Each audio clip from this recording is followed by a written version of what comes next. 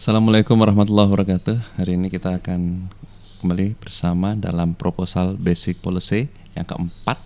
Hari ini kita berbicara mengenai masalah construction. Apa saja sih sebenarnya construction proposal basis yang perlu kita perhatikan ya. Nah, ini kita nanti akan melihat di slide berikut ini.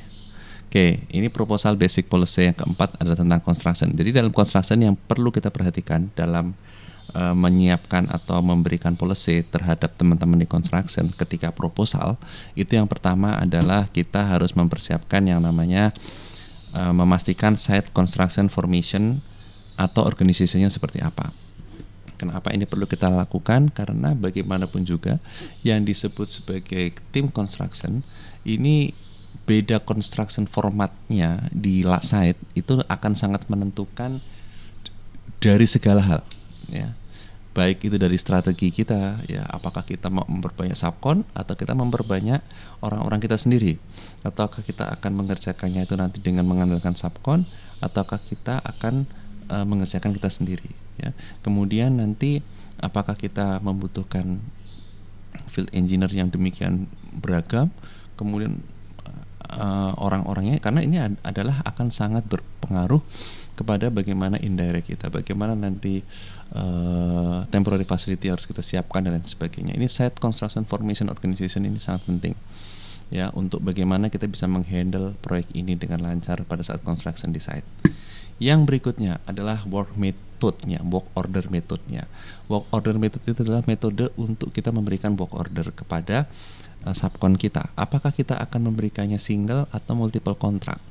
Jadi misalnya kita bisa saja memberikan kepada single subkontraktor. Misalnya seluruh construction itu diberikan kepada PTA, dari kita ke PTA. Udah, kita hanya memonitor satu PT tersebut. Maka site construction formation organization juga nggak terlalu begitu banyak gitu ya. Tetapi ketika kita membutuhkan multiple kontrak, multiple subkontraktor, maka kita akan membutuhkan lebih banyak orang, lebih banyak subkontrak admin ya. Kemudian nanti juga pengawas-pengawasnya juga mungkin akan mengikuti berapa banyaknya kontrak yang akan kita buat. Otomatis nanti office-nya di site juga akan banyak ya. Office-nya di site banyak karena terdiri dari beberapa subkontraktor. Kemudian bagaimana yang berikutnya tentang construction cost estimate policy ya. Ini jadi kebijakan untuk mengestimate harga construction ya. Sama seperti procurement kemarin, ini bisa dua. Yang pertama adalah in-house data, kita mengambil dari harga-harga sebelumnya, dari construction cost kita sebelumnya. Unit rate-nya sama dengan construction cost yang sebelumnya. Apakah dari tempat yang sejenis, ataukah dari proyek yang sejenis gitu ya, atau dari tahun yang sejenis, itu bisa diambil dari in-house.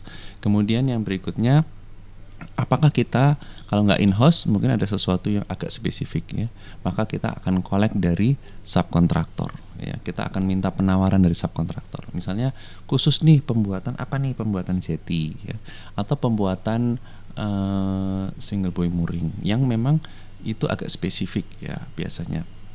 Nah, maka kita akan meminta dari subkontraktor harganya ya, seperti apa begitu ya. Kemudian subkontraktor inquiry policy. Jadi bagaimana kita membuat sebuah kebijakan tentang memberikan inquiry ke subkontraktor. Jadi ini mirip dengan yang kemarin pada saat kita ke vendor. Kita harus pastikan ya work scope-nya seperti apa ya. Kepada work scope seperti apa yang harus kita lempar, yang harus kita mintakan inquiry dari subkontraktor ya. Kalau seandainya yang umum-umum saja dari in-house pun oke lah ya. Tapi ketika work scope-nya ini besar atau spesifik ya, maka kita boleh memberikan inquiry kepada subkontraktor ya. Nah, kemudian nanti kita juga akan melihat di sini juga polisinya, apakah subkontraktor itu package, dia akan menghitung konstruksinya sendiri, ataukah memang nanti construction work volume-nya dari kita basisnya. Nah, ini basisnya dari siapa? Apakah kita follow kepada subkontraktor misalnya untuk building, di dalam kita banyak building, kita subkontraktorkan kepada sebuah perusahaan yang sudah ahli dalam building ya, kita sudah full, Anda lah yang mengerjakan EPC-nya, Artinya Anda yang mengeluarkan work volumenya, Anda yang akan melakukan pembelian materialnya, Anda yang akan membangun. Ya, kita terima kunci. Maka di situ nanti construction work volumenya basisnya dari mereka sendiri. Nanti kita review. Atau construction work volume basisnya dari kita. Ya, nanti mereka yang akan memberikan penawaran seperti misalnya soal investigasi, work volumenya mungkin kita bisa buat. Ya, ini di titik ini, di titik ini harus diperlakukan apa, sondirnya di mana, boringnya di mana dan sebagainya. Kita lempar kepada subkontraktor. Nah, subkontraktor soilnya nanti akan memberikan penawaran ke kita. Jadi bisa dilakukan dengan policy yang seperti apa ya, untuk men-treat proyek seperti apa. Kemudian mungkin masih ada beberapa hal lagi yang banyak yang perlu kita perhatikan di dalam ini, tapi mungkin tidak bisa kita sampaikan satu persatu di sini. Tapi insya Allah kita semua minimal dengan beberapa hal yang kita sampaikan tadi, minimal kita tidak akan ketinggalan, karena tadi adalah item-item pokok yang harus kita sampaikan, yang harus kita bicarakan dengan teman-teman di konstruksi. Insya Allah ini bisa menambah semangat dan bisa menambah sedikit pengetahuan dari Allah Subhanahu Wa Taala kepada kita semua. Saling berbagi, saling sharing, insya Allah tidak ada lelah kalau kita lillah. Assalamualaikum warahmatullahi wabarakatuh.